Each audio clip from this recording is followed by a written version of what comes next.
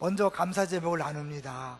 우리 주보에 나와 있는 것처럼 이번에 40일 특세 완주, 40일 한 번도 안 빠진 분들이 무려 118명입니다. 그리고 안타깝게 깜빡 잠이 들어서 하루 이틀 빠진 분들이 64명, 그래서 182명이 40일 동안 거의 고정적으로 새벽을 깨우셔서 우리 자리를 또 채워주시고, 또 많은 분들이 중간중간에 함께 하심으로 말미암아 큰 은혜 가운데 특세가 진행될 수 있어서 다시 한번 감사를 드립니다. 두 번째로는 요새 우리 패밀리에서 간증들이 많더라고요. 수요 순장 모임에서 우리 순자님들의 고백을 통해서 보니까 이번 40일 특세 통해서도 많은 간증이 있었고, 또 패밀리마다 아주 놀라운 일들이 있는데, 그 중에 이제 지난 주일 저녁 때에는 선교사님이 오셨는데 후원하는 패밀리가 특송을 했어요. 참 보기 좋았어요. 네, 그렇게 우리 패밀리가 점점 더 뭔가 이렇게 할 일을 하는 것 같은 생각이 들고요.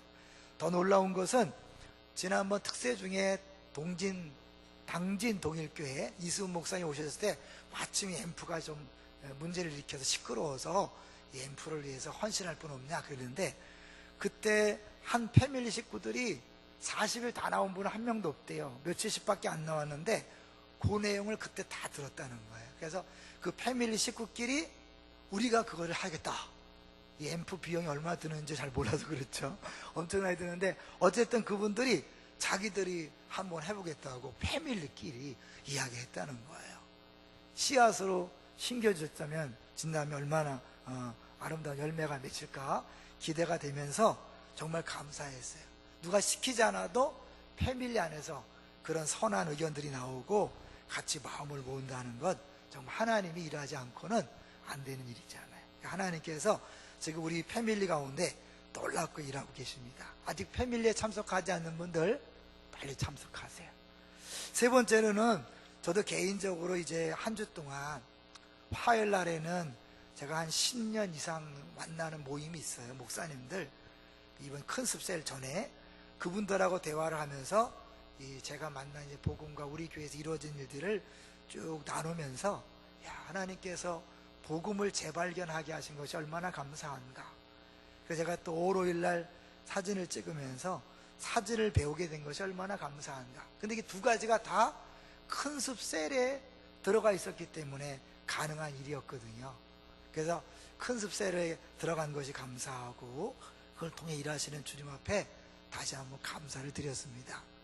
하나님의 은혜와 복은요 풍성한데, 그 은혜와 복이 그냥 하늘에서 뚝 떨어지는 게 아니라 반드시 주변의 통로를 통하여 그게 오게 되어 있습니다.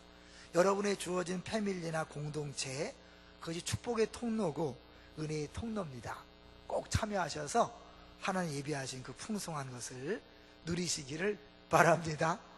자, 이제 오늘 제목을 보겠습니다. 오늘 제목은 피차 복종하라. 이 복종이라는 단어 때문에 여러분 부담이 갈 텐데요, 이 단어보다도 오늘 저는 52주 가운데 오늘이 가장 성도들이 부담을 느끼는 주일 같아요. 왜냐하면 이 부모 공경, 부모 사랑, 이것만 들으면 스트레스 받는 사람들이 있거든요. 왜냐하면 어릴 때 부모로부터 많은 어려움을 당해서 부모와 관계가 깨어진 상태로 지금까지 지내는 분들이 많이 있는데, 그분들이 주일날 어디 도망은 못 가고 이 말씀을 듣는 것이 너무 힘들어서 많은 교회들이 5월달 성도들이 제일 힘들어한다 그래요. 우리 교회는 양육과 내치를 통해서 많이 치유되지만 그래도 여전히 이 부모님 이야기 나오면 힘드신 분들이 있어요. 그렇기 때문에 오늘 어버이줄이 굉장히 힘든 주일입니다. 또 하나, 오늘 이웃초청잔치 선포식이 있었어요. 성도들이 힘들어하는 또 하나는 전도해요. 저런 거 안 하면 안 되나? 막 이래갖고 힘들어하고, 그래서 어려워하는 것이 두 개 겹쳐서 오늘은 부담 100배가 아니라 부담 200배 나름입니다. 제가 오늘 설교를 가능한 한 톤을 낮추고 낮춰서 이렇게 하려고 하는데 목소리도 마침 약간 잠겨서 더 잘 됐다는 생각이 듭니다. 먼저 유머로 시작하려고 하는데요, 유머가 분위기를 더 깔아앉게 하는 것 같아서 조심스럽습니다. 자녀들에 대한 부모의 마음을 표현한 유머입니다. 장가간 아들은 큰 도둑놈, 시집간 딸은 이쁜 도둑, 며느리는 좀도둑, 손자들은 떼강도. 이게 얼마나 많이 뜯어갔으면 이렇게 부모가 자녀를 바라보는 시각이 있다는 거죠. 여러분, 우리 부모님들의 그 아픔을 아셔야 합니다. 그런가 하면 엄마의 일생이라는 정말 슬픈 유머가 있더라고요. 읽어도 슬퍼. 눈물 흘릴 준비하고 들으세요. 아들 둘 둔 엄마는 이 집 저 집 떠밀려 다니다가 노상에서 죽고, 딸 하나 둔 엄마는 딸 둘 둔 엄마는 해외여행 다니다 외국에서 죽고, 딸 하나 둔 엄마는 딸네 집 싱크대 밑에서 죽고. 나 이게 제일 아파요. 아들 하나 둔 엄마는 요양원에서 죽는다. 아니, 우리 교회 요양원 하시는 분들이 있는데 이런 유머를 해서 그런데, 요새는 요양원이 굉장히 좋기 때문에 아마 옛날 유머 같아요. 근데 좀 마음이 좀 씁쓸하죠. 이 부모가 그런 거예요. 부모는 일생 동안 낳아서 기를 때도 고생이지만 결국 죽을 때까지 자녀로 인하여 고생하는 것 같아요. 근데 진짜 고생할 때는 자녀가 사춘기일 때 정말 고생하잖아요. 그래서 김인숙 씨라는 시인이 자기 자녀 사춘기를 지낼 때 이런 시를 썼어요. 한번 들어봐 주세요. 사춘기 소녀는 말끝마다 가시를 세웠다. 그저 말없이 묻더니 다 받아주던 엄마. 사춘기 아들에게 그때의 가시가 그대로 돋아났다. 엄마 같은 엄마가 될 수 없는 나는 가끔 가시를 피해서 간다. 부모는 가시를 안으로 세우고 자식은 가시를 밖으로 세운다. 제 살이 찢기면서도 미소 짓는 부모는 가시 돋친 자식을 온몸으로 품고도 신음하지 않는다. 다만 속으로 숨 가쁘고 힘겨울 뿐이다. 이 내용을 보면 내가 엄마한테 사춘기 때 그야말로 춘 역할을 한 거죠. 가시 돋친 말과 행동을 했는데, 아들을 낳고 보니까 그 아들이 자기가 하던 행동을 똑같이 자기에게 하고 있다. 이제 그런 내용을 쓴 것이지요. 결국 우리가 부모 때문에 힘들어하지만 결국은 부모도 최선을 다한 것이 그거라는 것을 우리가 기억해야 합니다. 어떤 분이 가족의 의미를 이렇게 얘기하더라고요. 부모는 용서밖에 할 것이 없고 자식은 구애, 계속 사랑을 달라 구애밖에 할 것이 없다. 그것이 가족이다 라고 이야기를 하더라고요. 우리 신약시대의 성도들은 가족으로 만났습니다. 교회의 세 가지 정의 아시잖아요. 그리스도의 몸이요, 두 번째는 하나님의 가족이요, 하나님의 성전 처소가 교회의 정의거든요. 그러니까 우리는 가족 같은 사람들이 아니라 가족이지요. 그러니까 우리 안에도 끊임없는 누군가는 아파하고, 그래서 용서하고 또 용서받고 그러면서 사는 것이 가정이요 교회라고 말할 수 있습니다. 오늘 제목이요 피차 복종하라 그랬는데, 이거는 예수님 말씀과 어떤 연관이 있을까요? 예수님은 세 계명으로 우리에게 주신 게 뭐죠? 너희는 서로 사랑하라. 서로 사랑하라와 피차 복종하라는 같은 말일까요? 다른 말일까요? 같은 말이죠. 자, 이제 그것을 보여주는 게요, 오늘 본문 6장 1절 4절이지만 5장으로 가봅니다. 이 말씀은 5장부터 시작되거든요. 5장 15절부터 시작돼서 5장 18절에 보면, 5장 18절 읽어보죠. 시작. 술 취하지 말라. 이는 방탕한 것이니 오직 성령으로 충만함을 받으라. 이 성령 충만했을 때 19절 20절에 보면 하나님 앞에 온전한 예배자가 되고, 그리고 21절부터 6장까지 모든 인간관계에 성령 충만할 때 나타나는 게 뭐냐면 바로 피차 복종하는 거죠. 성령은 하나님이잖아요. 그 하나님으로 가득 찼을 때 나타나는 건 사랑인데, 그 사랑을 더 구체적으로 표현한 것이 바로 피차 복종하는 것입니다. 사랑은 나의 요구를 접어두고 상대방 요구에 민감하게 반응해서 상대방이 원하는 대로 해주는 것, 이게 바로 사랑이죠. 그런데 그 사랑의 언어가 다 다르기 때문에 남편이 아내에게 하는 게 다르고 아내가 남편에게 하는 게 다르고 부모가 자녀를 사랑하는 게 다르고 자녀가 부모를 사랑하는 게 다 다른 거예요. 그래서 오늘은 부부관계가 아니라 부모가 자녀를 사랑하는 것은 뭐고 자녀가 부모를 사랑하는 것이 뭔가를 한번 생각해 보려고 합니다. 먼저요, 자녀가 부모를 사랑하는 건 뭐냐? 6장 1절을 보겠습니다. 6장 1절 시작. 자녀들아, 주 안에서 너희 부모에게 순종하라. 이것이 옳으니라. 피차 복종하라. 자녀가 부모에게 복종하는 가장 좋은 방법, 그것은 부모에게 순종하는 것입니다. 근데 자녀가 부모에게 순종하는 게 쉽습니까? 어렵습니까? 어렵죠. 왜냐하면 부모는 이미 구세대잖아요. 그래서 자녀들이 부모에 가장 많이 하는 말이 뭐예요? 엄마 아빠는 너무나 몰라. 이 시대를 몰라. 우리를 이해 못해. 당연히 이해 못하죠. 다음 먼저 세대니까. 그러니까 결국 자녀 입장에서 볼 때 부모의 말은 구닥다리고 이치 안 맞고 시대에 안 맞기 때문에 들어주기가 어려운 거죠. 그래서 잔소리를 치부하고 안 들어가는 게 당연한데, 하나님은 우리들에게 부모를 사랑하는 가장 좋은 방법은 그 부모의 말에 순종하는 것이다라고 그렇게 이야기합니다. 그래서 단서가 붙었죠. 뭐예요? 주 안에서. 왜 주 안에서란 단어가 붙었을까요? 여러분, 주 안에서가 붙으면요, 이게 보통 비밀이 아닌 거예요.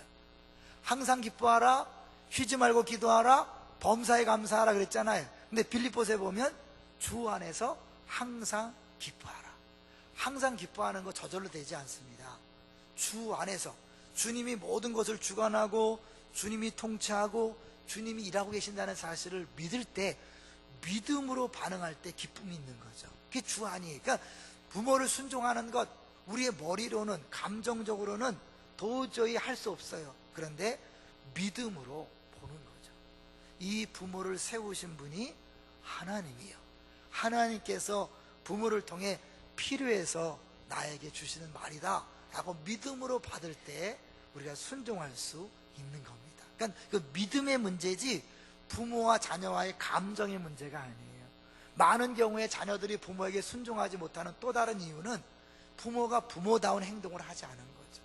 부모가 일생 동안 고통만 줬고 아픔만 줬고 지금도 그 상처 때문에 힘들게 살고 있기 때문에 부모를 공경하고 싶지 않고 순종하고 싶지 않은 거죠. 그런데 이 성경에 이 부모를 순종하라는 부모 자식 간의 감정의 문제가 아니라 믿음의 문제라고 이야기하는 겁니다. 그래서요, 2절은 그것을 계명이라고 얘기하잖아요. 2절을 같이 읽어볼까요? 시작. 내 아버지와 어머니를 공경하라. 이것은 약속이 있는 첫 계명이니. 계명이 뭔지 아시잖아요. 10계명. 하나님이 반드시 지켜야 한다고 주신 그 말씀이 계명이잖아요. 여러분, 부모를 공경하는 것은 해도 되고 안 해도 되는 게 아니라 반드시 해야 되는 계명입니다. 살인하지 말라 죄인지 아시죠? 가늠하지 말라 죄인지 아시죠? 거짓말하지, 거의 도둑질하지 말라 죄인지 아시죠? 그보다 더 큰 죄가 바로 부모를 공경하지 않는 죄예요. 왜? 그게 5계명이잖아요. 근데 10계명은 아시는 것처럼 제1계명과 다 연관이 되어 있어요. 하나님을 경외한다면, 하나님을 사랑한다면 2계명을 지키고, 하나님을 사랑한다면 3계명을 지키고, 하나님을 사랑한다면 4계명을 지키고, 마찬가지로 하나님을 사랑한다면 5계명, 6계명, 7계명을 지키는 거예요. 하나님 사랑과 연관되기 때문에 내가 5계명을 지키지 않는다는 것은 하나님을 사랑하지 않는 것이요, 하나님을 공경하지 않는 겁니다. 가장 무서운 죄를 짓고 있는 거예요. 그런데 이걸 죄라고 느끼는 사람이 많지 않습니다. 여러분, 부모를 공경하지 못하는 것에 대하여 회개해 보신 적 있습니까? 그것 때문에 마음 아파하고 있습니까? 정말 그걸 마음 아파하고 회개한다면 우리가 다른 사람에게 돌을 던질 수 없죠. 간음하다 잡힌 여인에게 다른 사람들이 돌 던질 때 예수님께서 말씀하셨죠. 너희 중에 죄 없는 자가 돌로 쳐라. 다 떠났어요. 내가 진짜 부모를 공경하는 문제에서 합당하게 행하지 못하고 죄인을 인정한다면 살인죄를 저지른 사람이든 간음죄를 저지른 사람이든 도둑질한 사람이든 내 주변에 여러분이 죄인이라고 느끼는 그 사람들에게 감히 손가락질을 할 수 없는 거죠. 근데 내가 이걸 죄라고 느끼지 않기 때문에 나는 부모 공경을 못하면서도 다른 사람에게 손가락질하고 비난하고 욕하고 판단하고 정죄하는 거죠. 동의하십니까? 여러분, 어느 누구도 이 계명에 자유할 수 없습니다. 어느 누구가 부모를 온전히 순종할 수 있습니까? 순종은 넘어서서요, 부모를 찾아가지도 않잖아요. 제가 오늘 새벽에 교회에 왔는데요, 한 분이 카톡으로 한 내용을 보냈더라고요. 이 부모의 마음에 대한 내용을 쭉 보내는데, 쭉 읽으면서 감동적이면서 마음이 아팠어요. 그 내용은 뭐냐면, 시골에 있는 두 아버지 엄마가 자식들이 오길 기다리는 거예요. 아들들이 오길 기다리는데 안 와. 동네에 다른 집은 막 자가용이 들락날락 그러는데 이 두 분한테는 안 오는 거예요. 그런데 그 아무 소리 안 하는 것 같은 아버지가 창고에 보니까 큰 아들 오면 주려고 한 보따리 싸놓고, 둘째 아들 주려고 오면 주려고 한 보따리 싸놨어. 그런데 안 와. 동네 어귀에서 그렇게 기다려도 안 오니까 이제 부부가 다 포기하고 집에 들어왔는데, 그때 마침 헐레벌떡하고 다리에 장애가 있는 딸이 사위와 함께 떡을 들고 온 거예요. 이 떡 식기 전에 온다고 막 몸이 불편해서 뛰어온 거예요. 이 딸은 장애가 있기 때문에 제대로 가지도 않고 제대로 돌보지도 않고 그냥 이 시집을 결혼식도 안 하고 보내놔서 잊어버리고 있었는데, 이 기다리던 두 아들은 안 오고 딸이 떡을 해갖고 온 거예요. 엄마 아빠가 좋아하는 떡이라고. 그리고 사위가 지난 작년에 산삼을 캤다 그러면서 산삼주를 다 갖고 온 거예요. 무슨 강단의 산삼주. 근데 그렇게 그때 안 믿는 사람들 얘기니까 그걸 들고 온 거예요. 사실은 우리가 찾아가는 것만도 대단한 거죠. 근데 오늘 성경은 찾아가는 정도가 아니죠. 찾아가서 해드릴 거 다 하고, 그리고 가장 중요한 것이 부모의 말을 들어드리는 거죠. 여기 공경이란 뜻을요, 다른 말로 하면 가격을 정하다, 그런 뜻이 있다는 거죠. 그러니까 부모를 부모로서 인정해 드리는 게 뭐예요? 그 말을 듣고 수긍하는 거죠. 순종하는 거죠. 요새 얘기 들어보니까 애기 엄마들이 친정 엄마랑 막 싸운대요. 네이버 갖고 싸운대요. 애기를 키울 때 친정 엄마가 이렇게 키워야 한다 그러면 이 딸은 네이버를 검색해서 아니라고 그러고 싸운다는 거예요.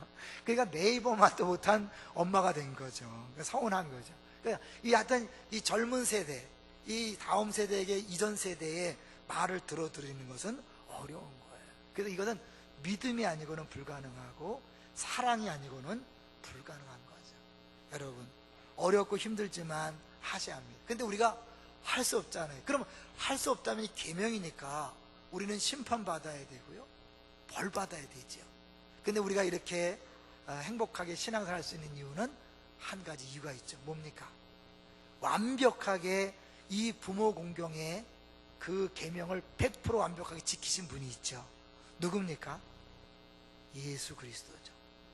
겟세마네 동산에서 기도할 때 할 수만 있거든 이 잔을 내게서 옮기시옵소서 3번 기도한 다음에 마지막에 뭐라 그랬죠?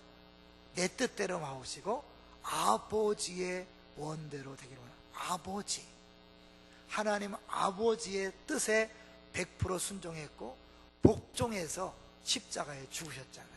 그 계명에 100% 복종한 그 예수님이 우리 안에 오심으로 하나님이 우리가 죄를 짓는 것, 그것에 탓하지 아니하시고 그것을 정죄하지 아니하시고 우리 안에 예수님 때문에 이는 내 사랑하는 아들이요 내 기뻐하는 자라고 그렇게 말씀해 주시는 것입니다. 할렐루야. 그래서 우리가 이 복음을 만났기 때문에 지금 사는 것이지요. 그러나 여러분 분명히 기억할 것은 우리는 계명을 못 지킨다는 겁니다. 그런데 이 계명을 지키기 위해서 필요한 것이 뭐예요? 그래서 5장 18절에 뭐예요? 술 취하지 말라, 이는 방탕한 것이니 오직 성령으로 충만함을 받으라. 우리가 할 수 없으니까 성령 충만을 받아서 성령의 능력으로, 맨정신이 아니라 성령의 그 사랑의 하나님, 그 하나님이 나를 지배할 때 부모를 사랑할 수 있고 공경할 수 있고 순종할 수 있는 거죠. 주 안에서라는 것은 시각이 바뀌는 거예요. 사실 부모가 한 일을 생각하면 도저히 용서할 수 없고 사랑할 수 없고 공경할 수 없고 순종할 수 없어요. 그런데요, 주님이 우리를 용서했잖아요. 우리를 사랑했잖아요. 그래서 우리는 주님이 사랑했기 때문에 우리를 사랑하되 원수도 사랑하는 거잖아요. 원수도 사랑하고 불신 영혼을 위해서 섬기고 전도하려고 애를 쓴다면 나를 낳아주고 길러주신 분, 잘못했지만 그분들을 섬기고 사랑하는 건 어쩌면 당연한 게 아닐까요? 원수도 사랑하라 그래요. 원수를 섬길 마음이 있는 우리들, 진짜 복음으로 우리가 그 사랑과 은혜를 경험했다면 그 사랑을 나누고 베풀기 위해서 모든 사람에게 나아가야 되는데, 이웃과 열방을 섬기겠다고 선포한 우리들이 우리 부모에게 가지 않는다면, 섬기지 않는다면 말이 안 되는 거죠. 근데 우리가 할 수 없기 때문에 바울 사도는 성령 충만을 받으라고 그렇게 이야기합니다. 제가 요새 우리 조카가 애 낳아서 기르는 걸 보니까요, 참 엄마들이 고생을 많이 하더라고요. 우리 조카가 애를 낳고 본인이 막 몸이 아프니까 애도 고생, 엄마도 고생, 친정 엄마도 고생, 3대가 고생을 하더라고요. 그러면서 우리가 이만큼 큰 거더라고요. 5월 5일 날 어린이날인데 서울에 가는 길에 그 과천을 딱 들었으니까요, 차가 꽉 막혔어요. 좀 가다 보니까 서울로 가는 한 길은 뚫렸는데 모든 차선이 다 주차장이 돼버렸어요. 왜 그랬을까요? 과천 어린이대공원에 애 데리고 나온 거야. 그래서 부모들이 딴 때는 못해도 어린이날은 애들 구경시켜 주려고 나와서 거기 서 있더라고요. 깝깝하더라고요. 우리 아내가 그랬어요. 우리 애들이 빨리 큰 게 감사하다 그랬어요. 우리가 그렇잖아요. 저기 서 있을 텐데. 여러분, 우리 엄마 아빠가 한 게 없는 것처럼 보여도요, 우리가 여기까지 오는 동안 정말 고생을 많이 했어요. 한 교장 선생님이, 퇴직한 교장 선생님이 쓴 글을 한번 같이 소개하려고 합니다. 아들아 딸들아, 조금은 처음에는 어려운 말을 쓰셨어요. 천지인신 하나 되어 인해일신 탄생하니 부생모육 그 은혜는 하늘같이 높고만은 청춘 남녀 많은데도 효자효부 드물구나. 출가하는 딸아이는 시부모를 싫어하고 결혼하는 아들네는 살림나기 바쁘도다. 제 자식이 장난치면 싱글벙글 웃으면서 부모님의 앓는 소리 듣기 싫어 외면하네. 시끄러운 아이 소리 듣기 좋아 즐기면서 부모님이 말씀하면 잔소리라 관심 없네. 자녀들의 대소변은 손으로도 주무르나 부모님의 흘린 침은 더럽다고 멀리하고 과자 봉지 들고 와서 아이 손에 쥐어주나 부모 위에 고기 한 근 사올 줄은 모르도다. 개 병들어 쓰러지면 가축병원 데려가도 늙은 부모 병이 나면 노환이라 생각하네. 10자식을 키운 부모 하나같이 키웠건만 10자식은 한 부모를 하나같이 싫어하네. 자식 위에 쓰는 돈은 한도 없이 쓰건만은 부모 위에 쓰는 돈은 한두 푼도 아깝다네. 자식들을 데리고는 바깥 외식 자주 하나 늙은 부모 모시고는 외식 한번 힘들구나. 아들 있고 딸 있는데 양로원이 웬 말인가? 늙은 것도 원통한데 천대 받고 관세 받네. 너도 늙은 부모 되면 애고지고 설을지라. 살아생전 불효하고 죽고 나면 효자날까. 예문 갖춰 부고내고 조문받고 부조받네. 그대 몸이 소중거든 부모 온덕 생각하고 내 부모가 소중하면 시부모도 소중하다. 부모님이 죽은 후에 효자나고 효분하네. 가신 후에 후회 말고 살아생전 효도하세. 생각하고 말을 하고 생각하고 행동하라.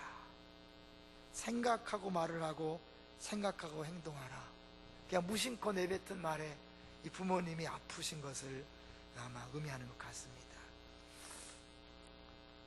두 번째로는 자녀 사랑에 대한 이야기를 하려고 하는데요, 지난주에 했기 때문에 짧게 넘어갈 겁니다. 4절을 볼까요? 4절 시작. 또 아비들아 너희 자녀를 노엽게 하지 말고 오직 주의 교훈과 훈계로 양육하라. 자녀를 노엽게 하지 마는 것에 대해 지난주에 말씀드렸기 때문에 오늘 뒷부분 오직 주의 교훈과 훈계로 양육하라. 주의 교훈과 훈계는 뭘까요? 쉽게 생각하면 하나님의 말씀이죠. 어떤 부모는요, 성경을 펴놓고 애를 때린다 그래요. 내가 주의 말씀대로 한다. 맞아요, 틀려요? 아니, 그러면 안 돼. 성경을 닫고 때리세요, 때리려면. 주의 교회과 훈계는요, 하나님의 것이기 때문에 거기엔 사랑이 묻어놔야 되는 거죠. 말이 아니라 사랑이 묻어놔야 되는 거죠. 더구나 이 주의, 교회할 때 주에는요, 하나님이 함께 있다, 배후에 있다는 것을 의식하라는 뜻이라는 거예요. 하나님 배후에 계셔서 나와 함께 자녀를 양육하고 있다. 나에게 맡겼지만 사실 하나님이 직접 가르치시고 양육하는데 나를 통해서 하시는 거죠. 나는 통로이기 때문에 내가 조심해야 될 일은 걸림돌이 되면 안 돼요. 잘못된 통로가 되면 안 되는 거예요. 윌리엄 핸드릭스라는 사람이 이런 말을 했어요. 이 양육이란 아이의 심장을 그의 구주의 심장애로 데려가는 것이다. 예수님의 심장 앞으로 데리고 가는 거예요. 그러니까 어떻게 우리가 그걸 막으면 안 되거든요. 애들이 그런 말 하죠. 나는 엄마 아빠가 믿는 하나님 싫어. 엄마 아빠가 믿는 하나님 지겨워. 최소한 여러분 이런 소리는 듣지 않으셔야 합니다. 잘 키우려고 하시다가 애들을 신앙교육 시키신다는 그 명분하에 애들을 함부로 대해서 엄마 아빠 때문에 교회를 떠나게 된다면 가장 큰 실패라고 말할 수 있습니다. 차라리 그러려면 말하지 않고 있는 게 낫죠. 그럴 때 양육하라 그랬는데, 교훈과 훈계를 양육하라 그랬는데 어떻게 그래요? 네, 맞습니다. 해야 되지만 조심하셔야 합니다. 그래서요, 마틴 루터가 이런 말을 했어요. 그의 아버지가 매우 엄격했었다 그래요. 매를 아끼면 자식을 망친다. 맞는 말이다. 그러나 매와 함께 아이가 잘했을 때 줄 사과도 준비해 두라. 매를 한 번 때리려면 사랑의 표현을 10번을 해야 된다는 거죠. 근데 우리는 사랑의 표현은 거의 안 하고 매만 들고 야단만 치고 하기 때문에 그것이 사랑으로 전달되지 않는 거죠.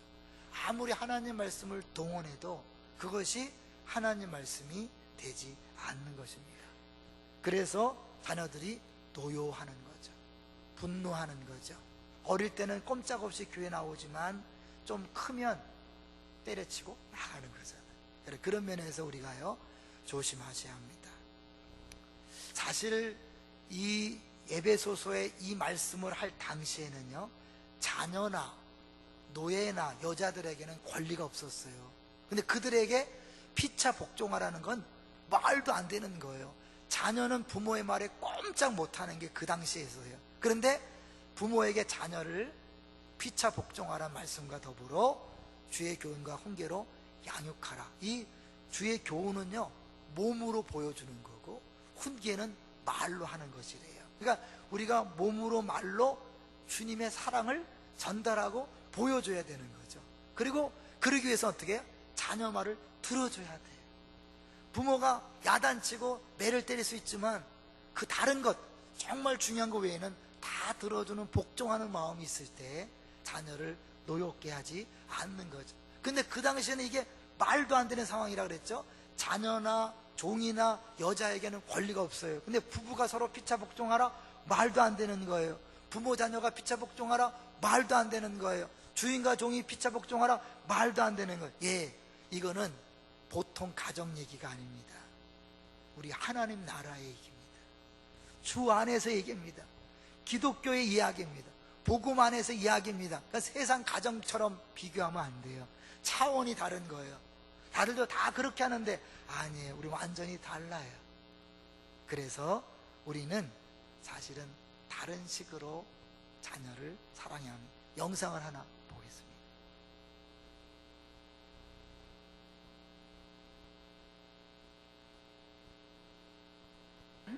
70이 넘어 보이시는 어떤 장로님이 계셨습니다.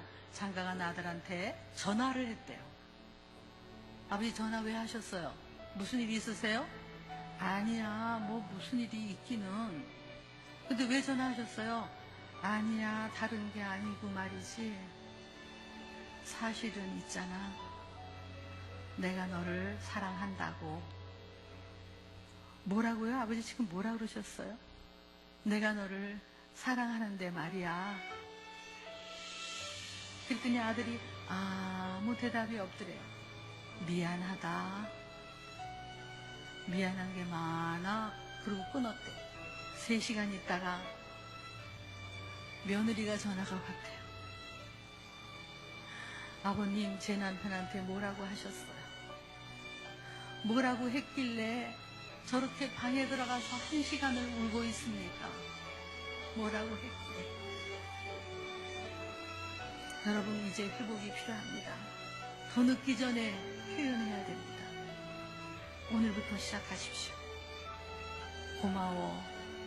네가 내 아들이어서 내 딸이어서. 아버지가 다른 말 한 게 아니라 사랑한다 그러고 미안하다 그랬는데 아들이 1시간 동안 방에 들어가서 울었대요. 다시 우리 에베소 5장 15절을 볼게요. 오늘 본문은 이 배경에서 봐야 되거든요. 5장 15절을 보시면 같이 읽어볼까요? 그런즉 너희가 어떻게 행할지를 자세히 주의하여 지혜 없는 자같이 하지 말고 오직 지혜 있는 자같이 하여. 그 다음에 지혜 있는 자같이 하는 것이 뭡니까? 16절 세월을 아끼라 때가 악하니라. 지금 우리는 다른 세계에 살고 있는 거죠. 근데 이 세상은요, 악한 사단이 지배하는 세상이에요. 그들이 생각하는 것과 다르게 우리가 살아가야 됩니다. 우린 영혼을 바라보는 사람들이거든요. 17절 그래서 읽어볼까요? 그러므로 어리석은 자가 되지 말고 오직 주의 뜻이 무엇인가 이해하라. 하나님의 뜻은요, 우리에게 주신 부모와 자녀, 부부, 심지어 종과 상전이 아름다운 관계를 맺고 그 가운데서 천국을 누리며 살기를 원하는 거죠. 영원, 이제 죽은 다음에는 영원한 세계에서는 더 이상 이런 명령이 필요 없죠. 저절로 사랑하고 사랑받으니까 이 땅에서만 사랑할 수 있고 사랑받을 수 있고 용서할 수 있고 미안하다 말할 수 있고 그런 유일한 기회죠. 사실은 우리가 우리의 인생을 계획할 수 없습니다. 다윗은 시편 31편 15절에 나의 앞날이 주의 손에 있사오니 그랬어요. 내가 5년 뒤에 효도해야지 부모 기다리지 않습니다. 내가 자녀를 지금은 어렵고 힘들지만 다음번에 같이 놀아줘야지. 자녀가 그때 어떻게 될지 모르고 내 상황이 어떻게 될지 알 수 없는 거죠. 하나님이 주신 지금 바로 우리가 피차 복종하는 서로 사랑하는 삶을 살아야 합니다. 그것이 주의 뜻입니다. 우리가 할 게 없기 때문에 성령 충만을 받으라고 했습니다. 여러분, 우리가 부모를 공경하지 못하는 것 죄라고 인정하십시오. 자녀를 온전히 양육하지 못하는 것 죄라고 인정하시고 내가 할 수 없으니 성령이여 도와주십시오. 그래서 우리는 부모를 볼 때마다 예수님을 바라보게 됩니다. 자녀를 바라볼 때마다 나의 무능을 깨닫고 예수님을 바라보는 거예요. 그러니까 우리는 더 복음으로 새로워지는 거죠. 더 주님을 주님으로 인정하는 거죠. 더 그때 구원의 은혜와 구원의 감격과 기쁨이 넘쳐나게 되는 것입니다. 외면하지 마십시오. 도망가지 마십시오. 이제는 얼마 남지 않은 시간, 우리가 이 땅에서만 할 수 있는 그 사랑, 용서, 미안하다고 말하는 거 부모가 먼저 자녀에게 하십시오. 오늘 하십시오. 또 부모에게 또 전화하십시오. 가능하면 찾아가시고 말씀하시고 그 말에 예라고 순종하십시오. 하나님께서 우리에게 주신 귀한 가정을 통해서 하나님 주시는 풍성한 복을, 은혜를, 기쁨을 누리게 되시기를 주의 이름으로 축원합니다.